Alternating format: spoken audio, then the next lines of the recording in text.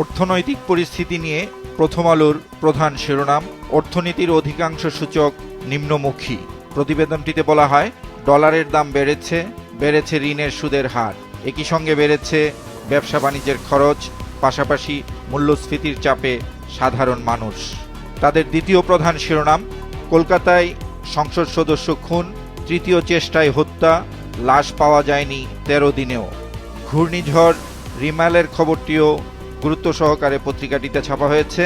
শিরোনাম, ঘূর্ণিঝড় রিমাল এগিয়ে আসছে, অভ্যন্তরীণ নৌপথের সব লঞ্চ পরবর্তী নির্দেশ না দেওয়া পর্যন্ত চলাচল বন্ধ ঘোষণা করা হয়েছে। সমকালের প্রধান শিরোনাম, প্রবল শক্তিতে ধেয়ে আসছে রিমাল, ঘূর্ণিঝড় ঘিরে আতঙ্ক, মোংলা ও পায়রা বন্দরে 7 নম্বর, চট্টগ্রাম ও কক্সবাজারকে 6 নম্বর বিপদ সংকেত। আজ দিনভর থাকবে বৃষ্টি, মধ্যরাতের আগে আঘাত হানতে পারে উপকূলে। 4,000 আশ্রয় কেন্দ্র প্রস্তুত, মাঠে 78,000 স্বেচ্ছাসেবক, উপকূলে সতর্কতা। প্রতিবেদনটির সাথে ঘূর্ণিঝড় মোকাবেলায় খুলনার দাকোপে একটি বাঁধ সংস্কারের ছবি ছাপা হয়েছে। সমকালের দ্বিতীয় প্রধান শিরোনাম, এমপি আজিম হত্যা, বারিধারায় শাহিনের আরেক জলসাঘর। প্রতিবেদনটিতে বলা হয়, আলিশান ফ্ল্যাটে তৈরি হতো মদ, বিদেশি লেবেল লাগিয়ে বিক্রি, কূটনৈতিক লাগেজ সহ আসত চোরাই স্বর্ণের চালান, ঢাকায় 2 ফ্ল্যাট সিলগালা।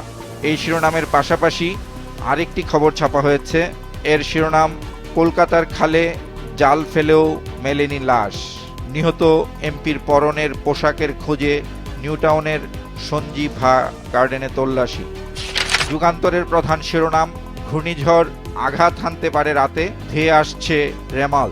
প্রতিবেদনটিতে বলা হয়, সুন্দরবন, সাতক্ষীরা, বাগেরহাট, খুলনা, বরিশাল, পটুয়াখালী, বরগুনা ও ভোলা সবচেয়ে ঝুঁকিতে।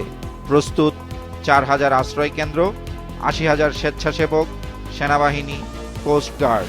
যুগান্তরের দ্বিতীয় প্রধান শিরোনাম, এমপি আনার হত্যা, খুনের আগে রুপি আদায়।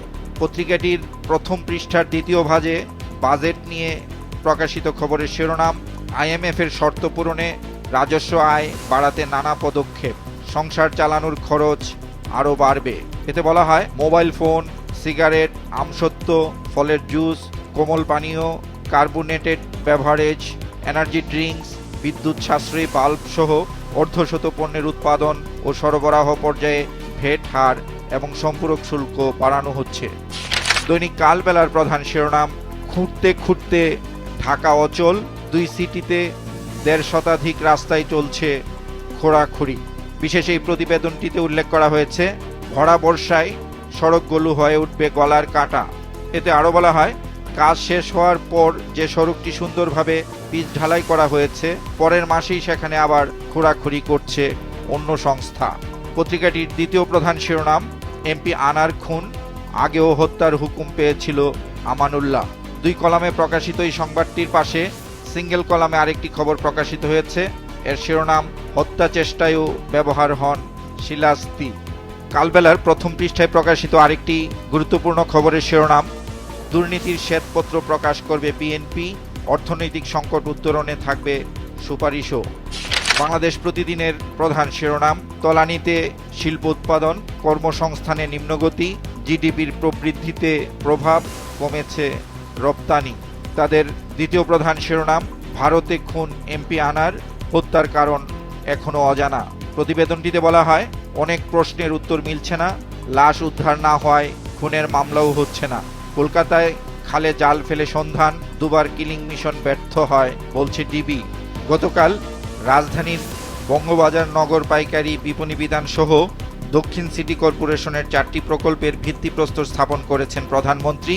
এই খবরটি বাংলাদেশ প্রতিদিনের প্রথম পৃষ্ঠায় গুরুত্ব সহকারে ছাপা হয়েছে। শিরোনাম, অস্ত্র চোরা কারবার রুট বন্ধ করেছি প্রধানমন্ত্রী। মুস্তাফিজের রেকর্ড করা বোলিংয়ে বাংলাদেশের রেকর্ড করা জয়ের খবরটিও বাংলাদেশ প্রতিদিনের প্রথম পৃষ্ঠায় স্থান পেয়েছে। শিরোনাম, হোয়াইট ওয়াশের লজ্জা এড়ালো টাইগাররা। ইংরেজি দৈনিক দ্য ডেইলি স্টারের প্রধান শিরোনাম, budget for fiscal year 25, 53% rise in allocation for debt servicing. Spiraling amount will put strain on reserves, say experts.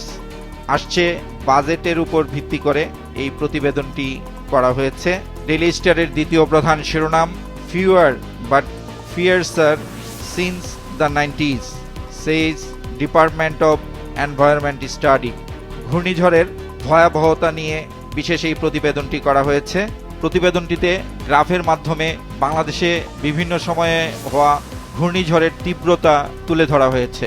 বিশেষ প্রতিবেদনটির সাথে আরও বলা হয়, cyclone Remal storm surges feared in 15 districts may strike today.